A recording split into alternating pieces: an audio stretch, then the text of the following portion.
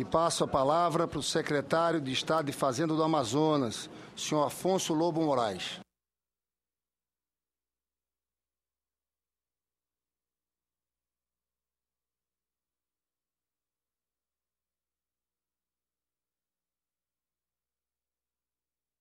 Como é que sabe que tá ligado? Inicialmente, minha boa tarde a todos. Saudar o senhor presidente e os demais senadores aqui presentes. Dizer que, na condição de representante da região norte, o Estado do Amazonas destaca que os estados do norte apoiam a reforma integralmente. Nesse sentido, a posição dos governadores nesse sentido a posição dos governadores de que realmente a reforma ela é muito salutar para o país, porque ela irá por fim à guerra fiscal, trará estabilidade para os negócios e porá fim às incertezas jurídicas hoje dos incentivos fiscais do ICMS. Entretanto, entendemos que no contexto da reforma, a exemplo do que já falou nosso coordenador Trinchão, os estados do Norte, juntamente com o Nordeste e Centro-Oeste, deverão ter um tratamento diferenciado, a exemplo do que mantém hoje, a fim de possibilitar a atração de investimentos para poder minimizar as desigualdades regionais que hoje nós temos no nosso país. Nesse sentido, é o que assegura a Constituição Federal, no seu artigo 3º, que um dos princípios fundamentais da República será a correção das desigualdades regionais. Como bem mencionou o nosso coordenador Trinchão, a posição do Norte, Nordeste e Centro-Oeste é no sentido de que seja mantida a simetria hoje existente, da alíquota de 12 para 7%, e que, no novo cenário, nós propomos que haja uma redução gradual até chegar a 7% para as operações de remessa dos estados pobres para os estados mais desenvolvidos, vamos por assim dizer, e a alíquota de 4% dos mais desenvolvidos para os menos desenvolvidos, como eu bem mencionei.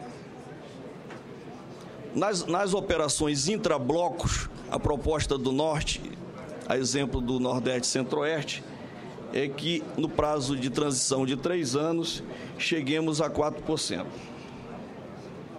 Essa é a questão regional.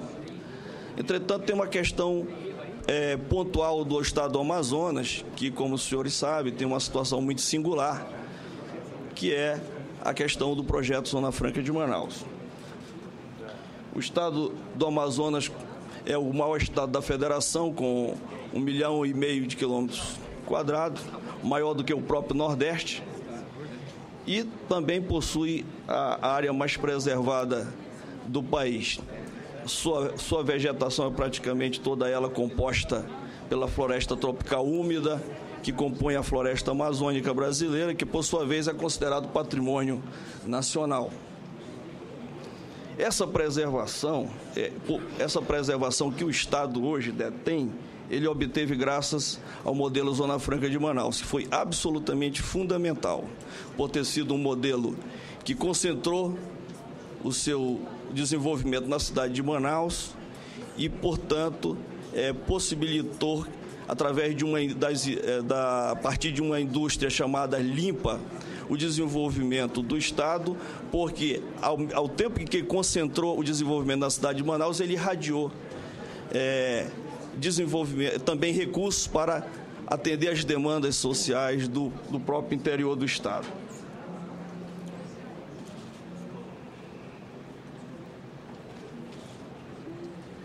Essa renúncia econômica que o Estado do Amazonas fez em prol do Brasil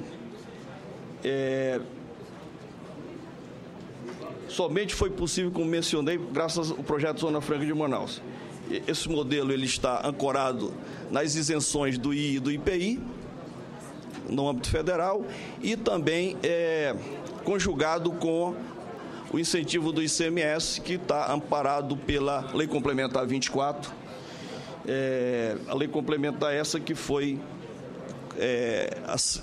devidamente, digamos assim, aceita pelo STF como uma lei válida e atual.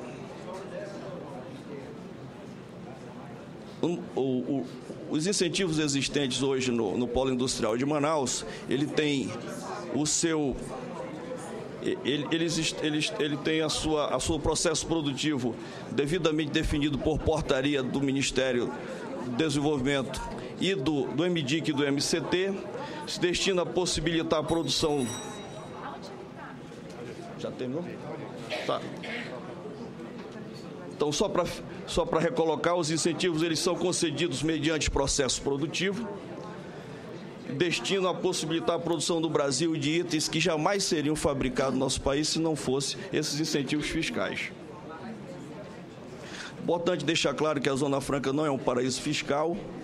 Graças a ela, o Estado do Amazonas sozinho, ele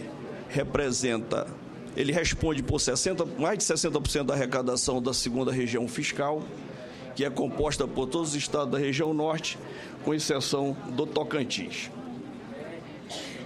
Os incentivos fiscais da Zona Franca estão perfeitamente alinhados com o que a Constituição Federal estabelece, que é de utilização dos incentivos fiscais como forma de correção das desigualdades regionais. Já destacamos o nosso apoio à reforma, mas é necessário entender que a efetivação dela, sem levar em consideração as especificidades da Zona Franca, trará danos que o próprio CONFAS, o BID, o Ministério da Fazenda já identificaram que seria uma perda de mais de 80% na arrecadação das operações interestaduais.